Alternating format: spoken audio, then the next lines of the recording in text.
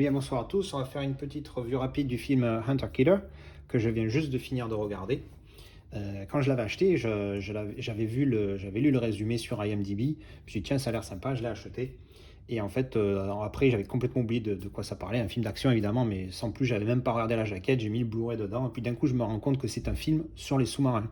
Donc, si vous avez vu ma vidéo de présentation de ma collection, vous savez que j'adore les films de sous-marins. D'ailleurs, c'est pas pour rien que sur mon étagère principale, c'est là que j'en ai mis trois, et spécialement Das Boot qui est mon préféré, donc qui est juste derrière la boîte là, hop, juste ici.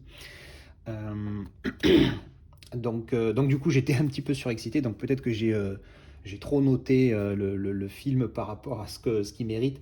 Mais bon, bref, en gros, l'histoire, c'est quoi, hein? C'est du classique, limite bateau, hein, sans mauvais jeu de mots. C'est quoi? Une équipe de... C'est des militaires russes qui se mutinent et qui veulent tuer le président russe. Et donc, du coup, les gentils Américains, ils vont arriver pour sauver le monde et éviter la guerre mondiale nucléaire. Très classique.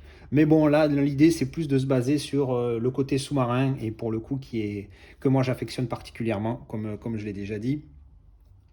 Donc voilà l'histoire, hein, très classique, très pro-américaine, très enjolivée. Encore que ça aurait pu être pire au niveau du pro-américanisme, ça aurait pu être pire. Mais ça va, c'est correct. Le film, je pense, mérite un 6. Moi, j'ai mis 7 parce que ben voilà, c'est un film de sous-marin. Je suis un peu surexcité dès qu'on me met un sous-marin dans un film et que c'est l'action principale. Voilà. Donc j'ai mis 7, mais je pense qu'il mérite peut-être plus un 6 qu'un 7. Mais bon, voilà. Donc c'est un bon film. Il passe pas trop, il casse pas trois pattes à un canard. Je sais pas combien je le mettrais dans les films de sous-marins, mais pas dans le top 3, ça c'est certain. Donc c'est un bon film.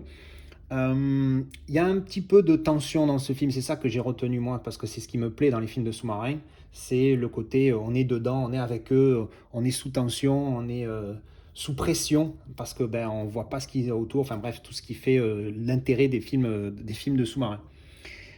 Quoi d'autre? Au niveau du Blu-ray lui-même, la qualité très bonne. Il a été masterisé en 3,4K.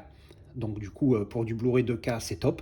La qualité, moi, sur ma Philips, elle était exceptionnelle, hein. J'ai trouvé ça très, très, très bon. À part peut-être deux, trois petits angles par moment où ils ont dû utiliser une autre caméra ou quelque chose. Et du coup, s'il y a eu des petits bruits et tout, je l'ai remarqué parce que tout le film est quasiment parfait. Et j'ai bugué là-dessus. Donc bon, vraiment, c'est vraiment histoire de chipoter. Donc voilà, donc un bon film d'action, de sous-marin. Si vous aimez les films de sous-marin, il y a très peu de chances que vous n'aimiez pas celui-là. Et puis voilà. Donc voilà, merci d'avoir regardé la vidéo.